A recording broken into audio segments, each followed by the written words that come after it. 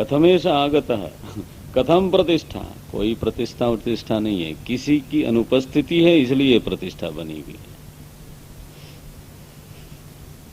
ज्ञान अनुपस्थित है इसलिए इसकी प्रतिष्ठा बनी हुई है, और इतनी बनी हुई है कि बस छूटती नहीं। जैसे ही एक माचिस जलाई, तद्विद्यात् आत्मनो मायाम यथा भासो यथा तमः। ये दृष्टांत ऐसा है, यथा भासो का अर्थ यथा द्वितीय चंद्रमा भासः, ऐसा बोलते हैं। और तमः शब्द का अर्थ राहु किया जाता है। राहु को भी नवग्रह में से ग्रह मानते हैं हमारे यहाँ, जबकि राहु की प्रतीति नहीं होती। वो है वहां पर, नवग्रह में राहु आता है, पूजन होता है तो देखा होगा। तो राहु की उपस्थिति मानते हैं लेकिन प्रतीति नहीं होते। द्वितीय चंद्रमा की उपस्थिति नहीं है लेकिन प्रतीति होती है। ये दृष्टांत दिया है। यथा भासः, कस्य भासः, द्वितीय चंद्रमा भासः। यथा तमः, तमः का अर्थ किससे मिलाएंगे, न प्रतीयेत चात्मनि, आत्मा है प्रतीत नहीं होती। कैसे, बोले राहु नाम का ग्रह है लेकिन प्रतीत नहीं होता। कैसे प्रतीत होता है फिर, ज्ञान से, विचार से, गणना से, ज्योतिष विद्या से यह सिद्ध है कि राहु नाम का ग्रह है। और वो जो प्रतीत हो रहा था वो अप्रतीत कैसे हुआ। द्वितीय चंद्रमा प्रतीत हो रहा था, वो अप्रतीत कैसे हुआ, ज्ञान से पता लगा कि यहाँ दूसरा चंद्रमा नहीं है। ध्यान रखना, दोनों दृष्टांत ग्रह संबंधी हैं, आकाशीय पदार्थ हैं। यथा भासो यथा तमः, उसी आकाश में एक प्रतीत होते हुए भी नहीं है, उसी आकाश में एक नहीं प्रतीत होते हुए भी है। आपके ही अनुभव में जगत प्रतीत होता है, नहीं है। सद असत परम सत्ता प्रतीत होती है, नहीं है। और आपके ही अनुभव में अद्वितीय आत्मा अप्रतीत है लेकिन वो है। ये दृष्टांत है, यथा भासो, महीन दृष्टांत है, जल्दी से खुलता नहीं। यथा भासो यथा तमः। कल देखेंगे आप अगले 2 श्लोक।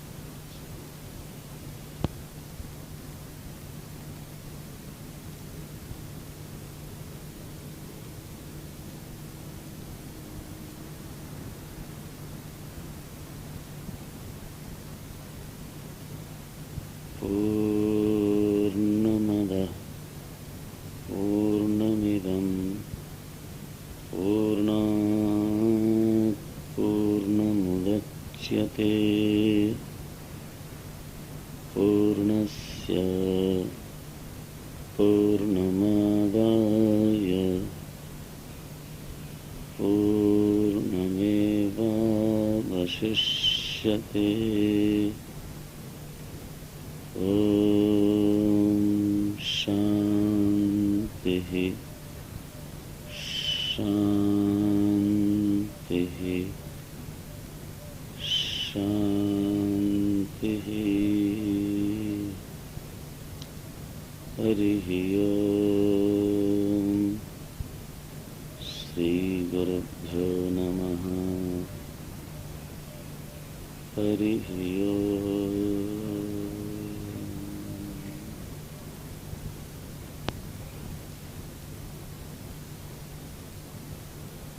सच्चिदानन्दरूपाय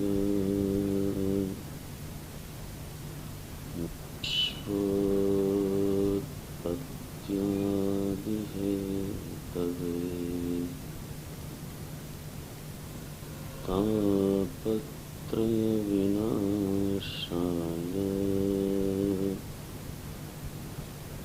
श्रीकृष्णाय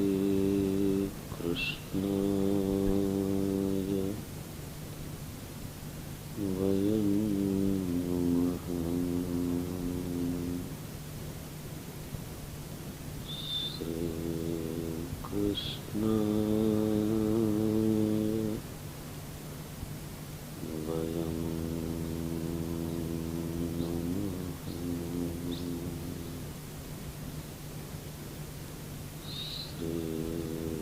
श्रीकृष्ण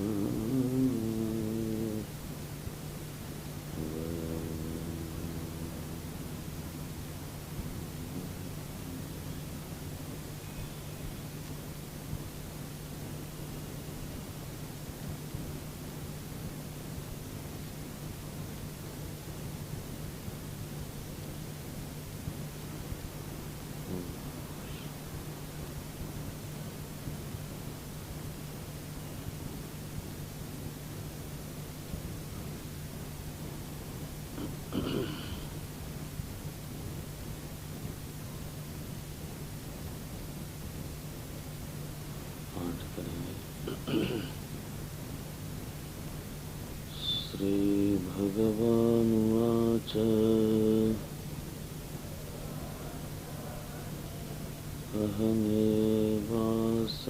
अहमेवासमेवाग्रे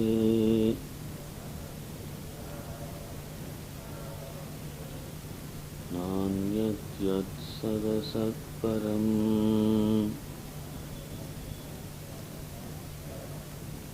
पश्चादहं यदेतच्च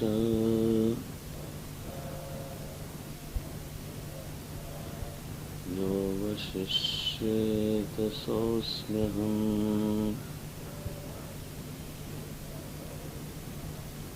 ऋतेऽर्थं यत्प्रतीयेत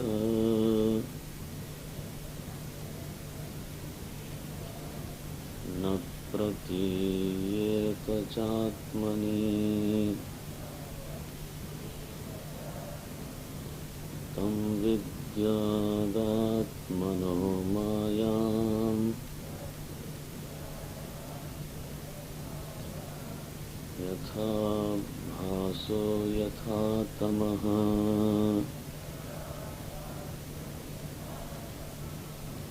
यथा महान्ति भूतानि भूतेषु चावचेष्वनु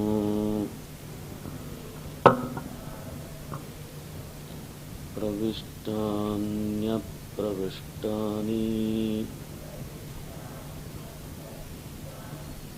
तथा तेषु न तेष्वहम्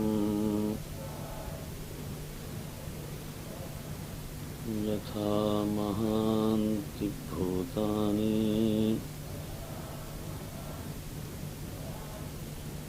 भूतेषु चावचेष्वनु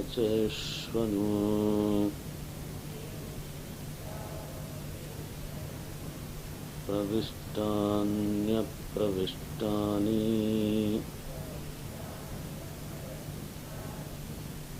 तथा तेषु न तेष्वहम्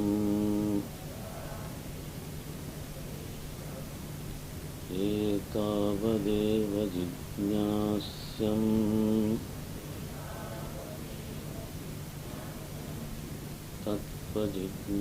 तत्त्वजिज्ञासुनात्मनः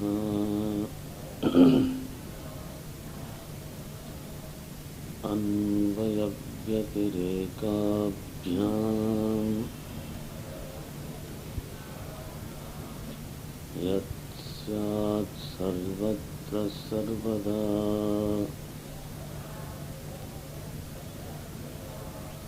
एतावदेव जिज्ञास्यम् तत्त्वजिज्ञासुनात्मनः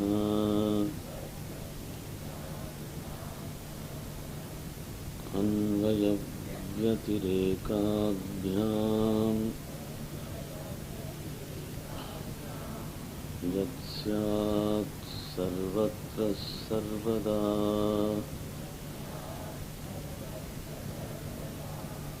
यत् स्यात् सर्वत्र सर्वदा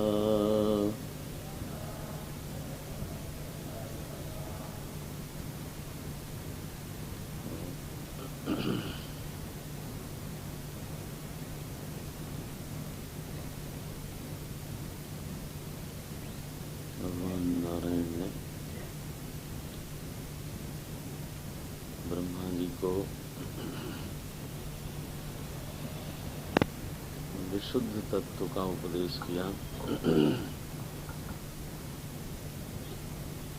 तत्व माने जो वास्तविकता है वो क्या है। हमारे भारतीय दर्शन में 4 संदर्भ होते हैं और उन्हीं 4 संदर्भों में दर्शन की प्रतिष्ठा मानी जाती है। उसमें पहला होता है प्रमाण मीमांसा। दर्शन माने होता है देखने की विधि। पहले दर्शन शब्द का भी अर्थ स्पष्ट होना चाहिए। जैसे मैं अनुभव करने वाला हूँ, देखने वाला हूँ जगत का, और हमारे सामने अनुभव की चीज है उसको हम बोलते हैं जगत। जिसको हम देखते हैं, जिसको हम अनुभव करते हैं। तो मैं देखने वाला और हमारे सामने दिखने वाला प्रपंच। अब दिखने वाला प्रपंच जैसा है वैसा है, और अनुभव करने वाला मैं, वो भी अनुभव में आता है। लेकिन इन दोनों को देखने का जो तरीका है उसको बोलते हैं दर्शन। जैसे एक परिस्थिति हमारे जीवन में घट जाती है तो परिस्थिति तो घट गई, लेकिन उस परिस्थिति को देखने का जो तरीका होता है वो हमारे अधिकार में होता है। दृष्टांत दें तो रामायण में जाना पड़ेगा। जैसे वनवास हो गया श्री राम प्रभु को, तो परिस्थिति तो यही है कि उनको वनवास हो गया। अब वाल्मीकि जी के पास जब वो पहुंचे, वाल्मीकि जी ने पूछा तो नहीं, लेकिन आंखों आंखों में पूछ लिया कि ये जो कुछ तुम्हारे साथ हुआ है तुम इसको किस प्रकार से देखते हो। तो एक तो श्री राम ने कैसे कैसे ये पूरी घटना घटी थी वो सारी बताई, उसमें कुछ भी छिपाया नहीं। और बाद में पूरी घटना के ऊपर टिप्पणी क्या की कि महाराज ये जो कुछ हुआ है ये बहुत ही सुंदर हुआ है। यह जो मेरा वनवास हुआ है ना, पूरी घटना जिसमें मुख्य रूप से वनवास है, ये जो हमारा वनवास है वो मेरे ही पुण्य का परिणाम है। देखो, वैसे तो दुखद घटना थी, कहना चाहिए था कि पिताजी बुढ़ा गए थे, है ना, आसक्त थे, माताजी की कुटिलता थी, हमारा दुर्भाग्य था। घटना एक घटी है, उसको कई रीति से, कई तरीके से देखा जा सकता था। लेकिन श्री राम ने कैसा देखा, सबमम पुण्य प्रभाव। पूछा ये टिप्पणी कैसे आ गई, गिनाओ इसमें अच्छा क्या है। तो क्या बोलते हैं वो, पिता वचन। पहली शुभ बात तो यह है कि हमारे पिता के वचन की रक्षा हो गई। पिता वचन और मातु हित, माता जी को जो चाहिए था वो उनको मिल गया। तो किसी कर्म में, किसी घटना में माता पिता की प्रसन्नता, माता पिता का हित हो तो शुभ हो ही गया। पिता वचन और मातु हित, भाई भरत अस राऊ, और प्रजा को भरत जैसा सम्राट मिल गया। बोले वो तो ठीक है, तुमको तो जंगल में सोना पड़ रहा है, तुमको तो भूमि पे। बोले नहीं महाराज, मैं सबसे ज्यादा लाभ में। पिता वचन और मातु हित, भाई भरत अस राऊ। मोह कहूँ मिलन तुम्हारे प्रभु। और मुझे क्या लाभ होता है कि मैं आप जैसे सिद्ध महापुरुषों से मिल पा रहा हूँ। अगर मैं एक बार सिंहासन पर बैठ गया होता तो ये हमारे जीवन में बहुत कठिन होता कि मैं जा जा के ऋषियों के आश्रम में उनसे सत्संग करूं। तो मोह कहूँ मिलन तुम्हारे प्रभु, सब मम पुण्य प्रभाव। तो अनुभव करने वाले श्री राम और घटने वाली घटना वनवास, लेकिन विधि क्या है देखने की, वहां पे फर्क है।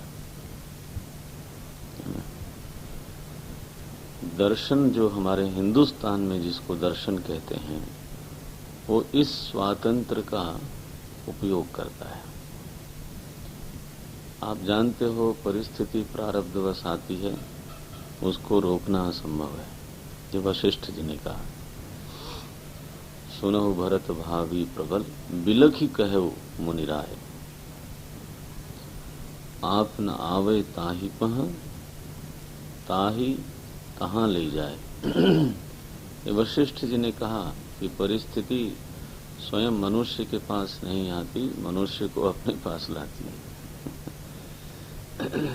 इतनी प्रबल है ये। तो जहां तक परिस्थिति को रोकने टोकने की बात है, वो तो होती नहीं। आप तो है ही हो। तो मनुष्य का वास्तविक स्वातंत्र कहाँ है? लोग कहते हैं कर्म में है। चलो कर्म में होगा, लेकिन वास्तविक स्वातंत्र है देखने की विधि में।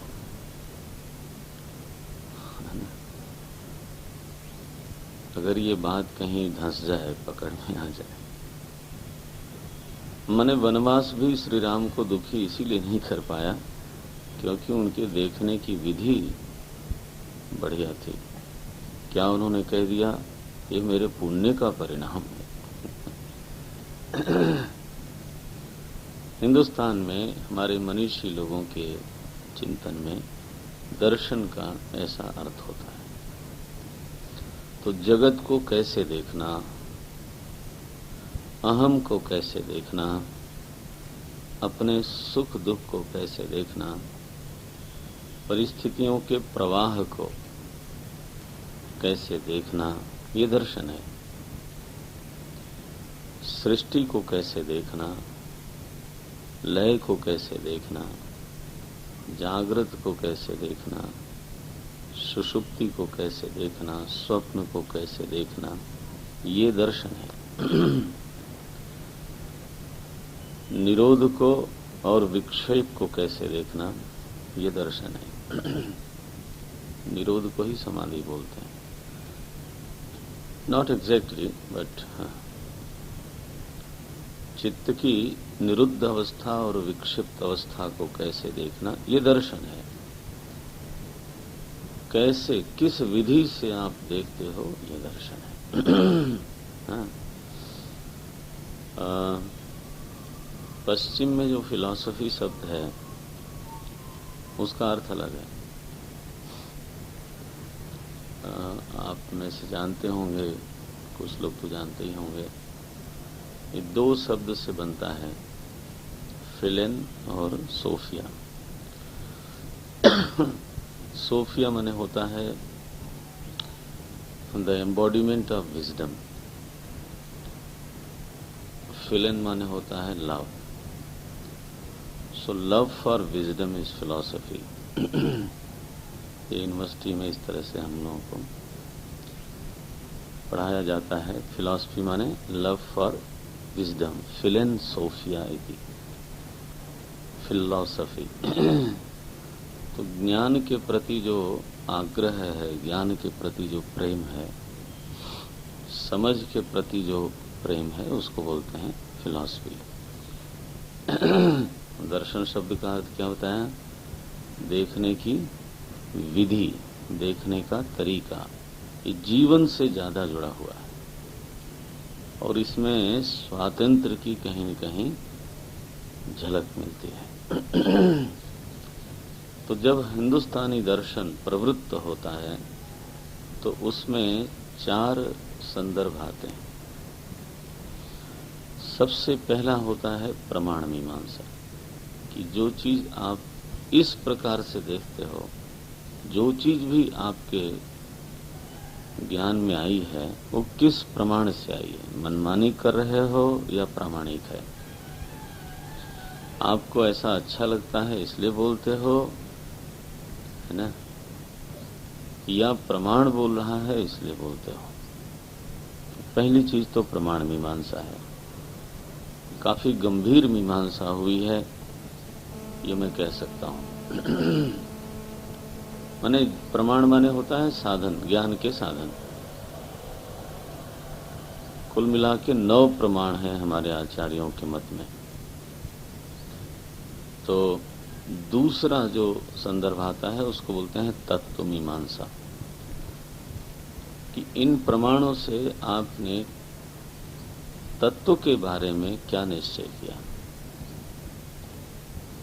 प्रत्यक्ष, अनुमान, उपमान, अर्थापत्ति, अनुपलब्धि, शब्द प्रमाण, ऐतिह्य प्रमाण, नाट्य प्रमाण, मुद्रा प्रमाण, संभव प्रमाण, ये सारे प्रमाणों का प्रयोग करके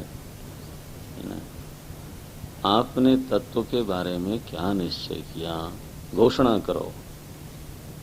तो इसको बोलते हैं तत्व मीमांसा। तो तत्व तो हो गया। अब उस तत्व का इस सृष्टि से, अनुभूयमान सृष्टि के साथ क्या संबंध है, इस सृष्टि के बारे में आपने क्या तय किया वो बताओ। तो इसको बोलते हैं सृष्टि मीमांसा। कोई भी दर्शन, अगर दर्शन उसको कहा जाएगा तो वो केवल कुछ साधनों की बात करके दर्शन नहीं बन सकता, या कोई केवल तत्व की बात करके दर्शन नहीं बन सकता।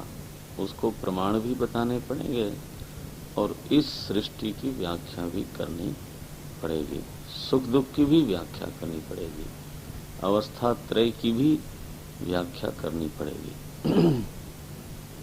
इसलिए समाज में, साधारण समाज में, जिनको लोग कई बार दार्शनिक समझते हैं, तो दार्शनिकों के समाज में उनको अभी दर्शन की संज्ञा प्राप्त नहीं हुई। यानी पंडित राधा कृष्णन को दर्शन, उनका कोई दर्शन नहीं बना। प्रसिद्ध चिंतक हैं जय कृष्ण मूर्ति जी रहे, लोग बड़ा आदर करते हैं, लेकिन दर्शन की कक्षा में नहीं आता वो। हाँ, वहां सृष्टि मीमांसा नहीं, प्रमाण मीमांसा नहीं, उनकी दृष्टि में तत्व कैसा है और मन की चाल ढाल कैसी है, इस पर ज्यादा विचार हुआ है। यहां तक कि आपको निवेदन करूं, अरविंद को भी अभी तक दर्शन की संज्ञा विश्वविद्यालय में प्राप्त नहीं हुई। मैं सबका नाम लूंगा तो गड़बड़ हो जाएगी। ये भी एक दुनिया है, बड़ी प्यारी मीठी सी दुनिया है, चिंतकों की दुनिया है। तो दर्शन में 3 भाग तो हो गए, प्रमाण, तत्व, सृष्टि, और अब चतुर्थ भाग है कि तत्व ऐसा है, सृष्टि ऐसी है। इस पूरे परिप्रेक्ष्य में, इस पृष्ठभूमि में मेरी साधना का, मेरे आचरण का स्वरूप क्या होगा, है ना, उसको बोलते हैं आचरण मीमांसा। कोई दर्शन, हिंदुस्तान का कोई दर्शन पूरा नहीं होता जब तक वो साधना के बारे में, आचरण के बारे में अपनी व्यवस्था न दे। तब जाके दर्शन पूरा होता है। अब यहाँ पर चतुश्लोकी भागवत में, अब चूंकि 4 ही श्लोक में सारी बात कहनी है, तो सबसे पहले तो अपौरुषे भगवान नारायण, पुरुष नहीं, भगवान नारायण और उनका वचन प्रमाण है। और वो तत्व के बारे में क्या बोलता है कि अहमेव आसम। उस कसौटी पर कसिएगा इसको। हाँ, अहमेव आसम अग्रे नान्यत यत् सदसत् परम पश्चादहम यदेतच्च योवशिष्येत सोऽस्म्यहम्। माने तत्व क्या है? पूर्व में, वर्तमान में, पश्चात में। तत्व क्या है? बोले अद्वितीय चेतन निर्विकार अहम। इस सृष्टि का मूल तत्व क्या है? बोले एक ऐसी सत्ता जो चेतन है, एक ऐसी सत्ता जो अद्वितीय है, एक ऐसी सत्ता जो निर्विकार है, और एक ऐसी सत्ता जो अहम के रूप में अनुभव में आती है। इदम के रूप में कभी भी अनुभव में नहीं आती है। वह जो सत्ता है वो इस सृष्टि का क्या है? तत्व है। वो तत्व मीमांसा तो हो गई। अब सृष्टि मीमांसा कि अगर स्वरूप तात्विक स्थिति ये है तो फिर सृष्टि का क्या हाल है?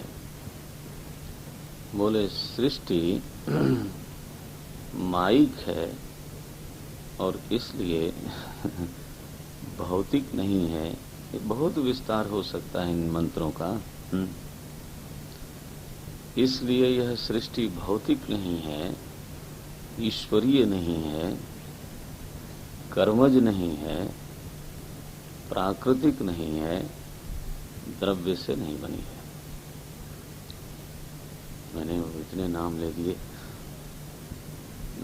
दिए, जानबूझ के ले दिए।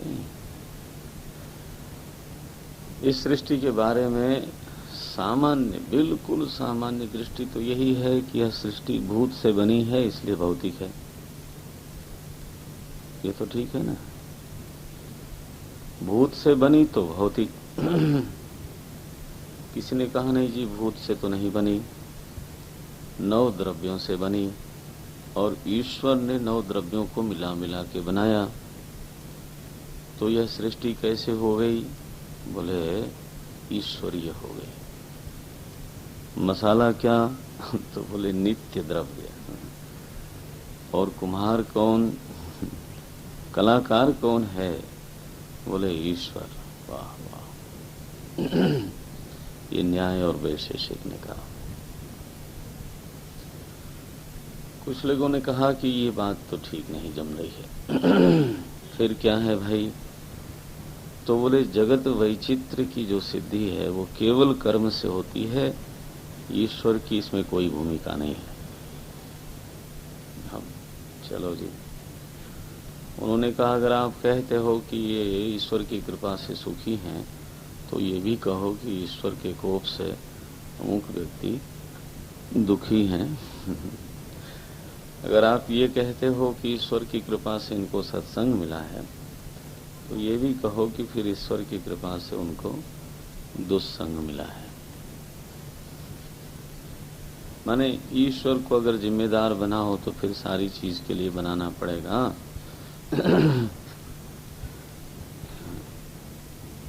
जगत वैचित्र की सिद्धि में मनुष्य का कर्म हेतु है। वैचित्र माने विविधता, प्लूरैलिटी, भेद है ना। हम सभी के शरीर में, मन में, भोग में, आयु में भेद है। कौन जिम्मेदार है? ईश्वर। बोले नहीं, ये गलत हो जाएगा। तो पूरी सृष्टि में तत्व तो ठीक है, पंच महाभूत हैं, द्रव्य हैं, लेकिन हेतु कर्म है। इन्होंने ईश्वर को वनवास दे दिया। कर्म मीमांसा दर्शन इसको बोलते हैं। करपात्र जी महाराज कहते थे यही कैकेयी है। प्रौढ़ विद्वान हुए इस शताब्दी के सर्वश्रेष्ठ विद्वानों में से विद्वानों में से क्यों, सभी ने उनको सर्वश्रेष्ठ माना था। धर्म सम्राट की उपाधि दी विरक्तों ने, महात्माओं ने उनको। अद्भुत विद्वान। तो वो बोलते थे कौशल्या जी ज्ञान कांड हैं वेद के, और सुमित्रा जी मौन रहती हैं वो उपासना कांड हैं, और कैकेयी ने राम को वनवास दिया, ईश्वर को ही बाहर निकाल दिया, वो कर्म कांड है। और महाराज दशरथ वेद पुरुष हैं। ऐसी व्यवस्था करके फिर चिंतन करते हैं। तो हम अभी बोलेंगे नहीं इस पर, अभी क्या बोलना है। तो कर्म मीमांसा ने कहा कि सारी सृष्टि कर्मज है।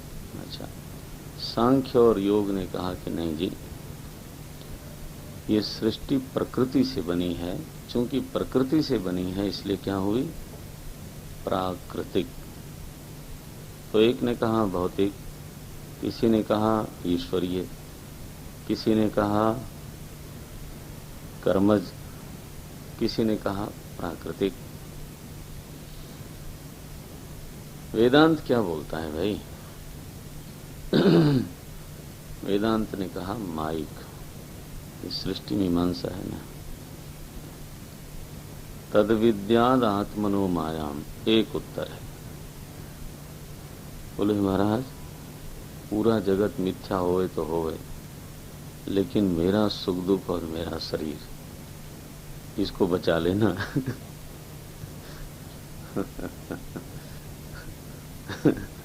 इसको माया बोलते हो? मैं परेशान हैरान और तुम इसको माया बोलते हो? गुरुजी बोलते थे जब वो कानपुर में रहते थे, तो बजौरिया फैमिली के साथ रहते थे।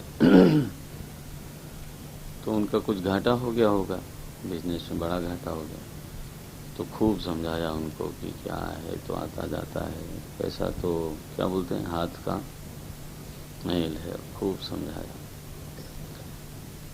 एक दिन बोले मैं परेशान, बिल्कुल तकिया फेंक रहा हूँ, बिस्तर उठा रहा हूँ, किताबें देख रहा हूँ। आ गए वो ब्रह्मचारी जी, क्या बात है? बोले 10 रुपया रखा था, पता नहीं कहाँ चला गया। बोले अरे तो ब्रह्मचारी जी ये तो आता जाता है, आप ही ने कहा था हाथ का मैल है। तो बोले वो तो ठीक है, वो तो आपका था ना।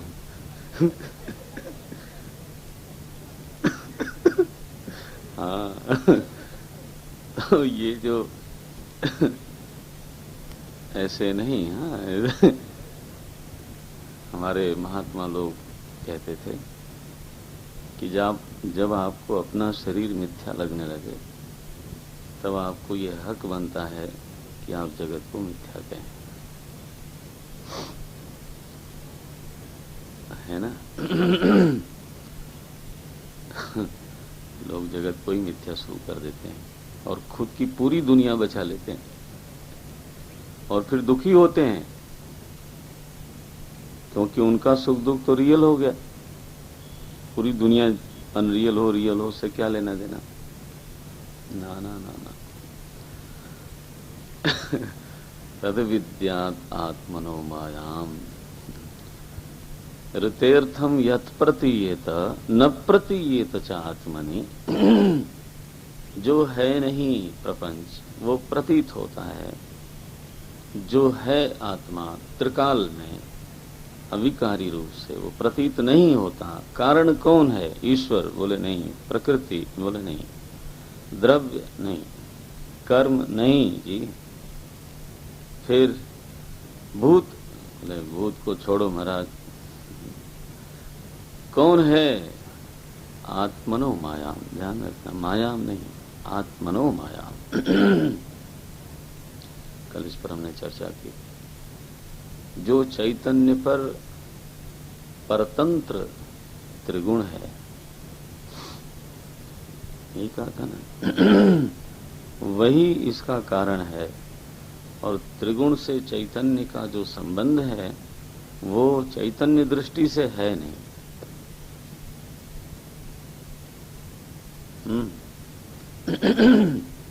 चूंकि आत्मा को अपने स्वरूप का अबोध है,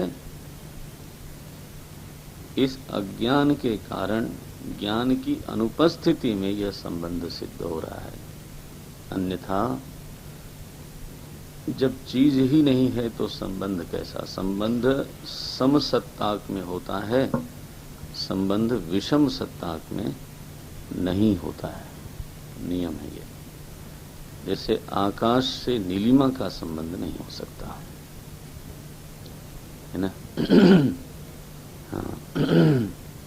ऐसे जो विषम है सत्ता ही, जो स्वप्न का ऐश्वर्य है, उसका जागृत के व्यक्ति से कोई संबंध नहीं हो सकता, ठीक है ना। और जागृत के ऐश्वर्य से स्वप्न के व्यक्ति का भी संबंध नहीं हो सकता। हालांकि व्यक्ति वही है, मैं ही हूं जो स्वप्न में गया दरिद्र हो गया, सपने हो ही भिखारी नृप, रंक नाकपति होई। मैं वही हूं, लेकिन मेरा संबंध विषम सत्ता से हो ही नहीं सकता।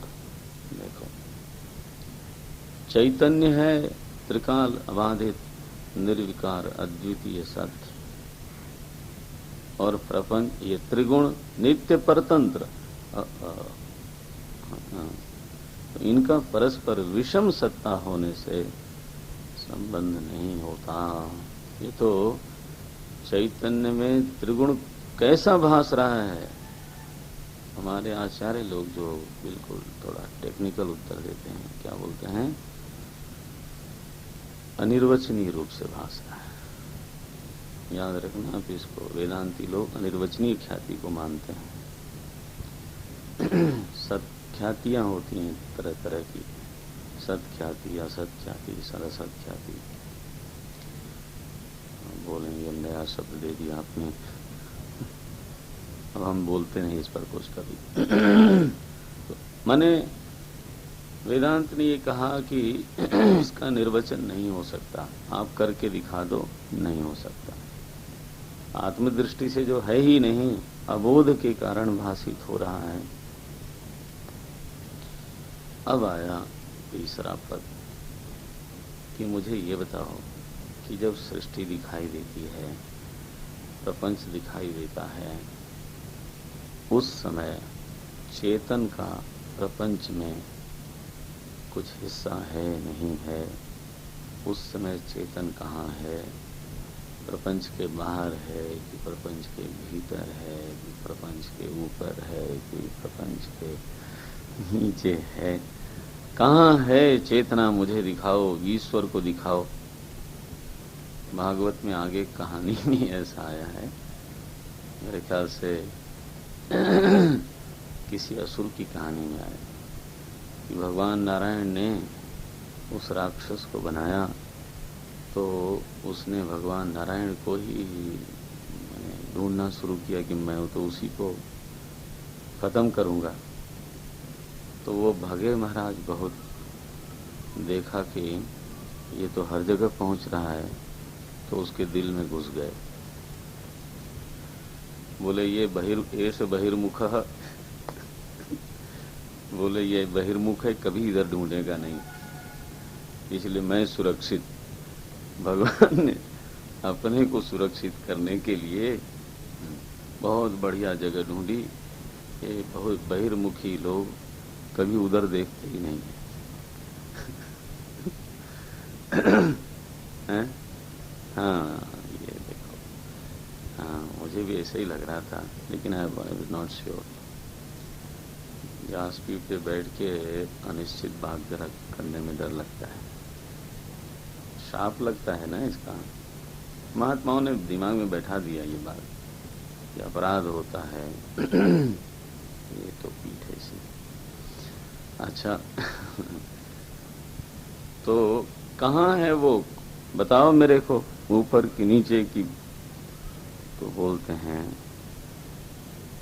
यथा, दृष्टांत दिया, यथा महांति भूतानि भूतेषु उच्चौ अवचेषु अनु, देखो ये संधि विच्छेद है। भूतेषु उच्च अवचेषु अनु, ये समास है। संधि मत करना, विग्रह है ये।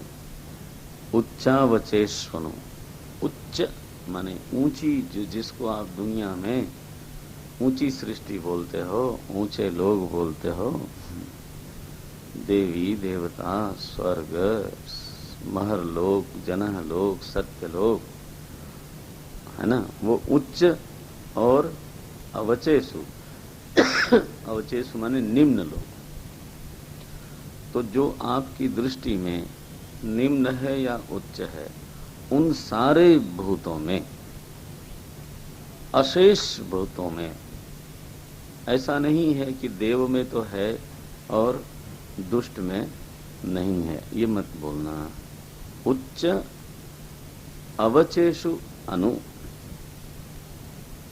जैसे देवता के शरीर में और दुष्ट के शरीर में भी महाभूत प्रविष्ट है ना। महांति भूतानि, जैसे महाभूत, पांचों महाभूत, देवता और दुष्ट, ऊंच और नीच सभी शरीरों में प्रविष्ट है, और देखा जाए तो अप्रविष्ट है। प्रविष्टानि अप्रविष्टानि, ये लिखा। बोले ये क्या हुआ महाराज, प्रविष्टानि ही ठीक था, काहे को कंफ्यूज करते हो सुबह सुबह। बोले ये पंच महाभूत ये ऐसा ही है जैसे घट में मिट्टी प्रविष्ट है। आप चाहो तो ऐसा कह लो, हमें आपत्ति नहीं है, लेकिन ऐसा भी कहा जा सकता है कि मिट्टी में घट के आकार की प्रकृति होती है। अब आपको क्या सही लगता है वो बोलो। जो आपको सही लगता है वो बोल दो। घट में मिट्टी प्रविष्ट है, भरपूर है, चाहे तो बोलो, और चाहे तो ये कहो कि मिट्टी तो कहीं गई आई नहीं थी, मिट्टी के ऊपर आकार आया और जाएगा। दोनों बात कही जा सकती है कि नहीं कही जा सकती है। प्रविष्टानि अप्रविष्टानि। श्रीमद् भागवत अद्भुत है। जब मैंने भागवत की श्लोकों को देखा 2 बार 3 बार, कुछ भागवत हमने करी, भागवत सप्ताह, तो बहुत लोभ हुआ कि इतने बढ़िया बढ़िया श्लोक हैं, इनके ऊपर अलग से यज्ञ करना पड़ेगा। शुद्ध विशुद्ध वेदांत जिसको। और महाराज जी कहा करते थे, गौड़पादाचार्य जी मांडुक्य कारिका के कारिकाकार, वो शिष्य हैं सुखदेव जी महाराज के। तो मांडुक्य कारिका का दर्शन क्या है, बोले भागवत का ही दर्शन है। हाँ। वो तो सिद्ध करके दिखाते थे, कारिकाओं का संबंध भागवत से दिखाते थे। हैं? तो भागवत के विषय में क्या गुजराती में बोलते हैं, ओछी दृष्टि, हल्की दृष्टि। कुछ लोग वेदांती लोग रखते हैं कि है ना भागवत है तो बदल जानी चाहिए।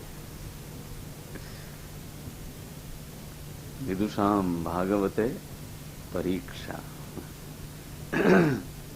भागवत में विद्वानों की परीक्षा हो जाती है।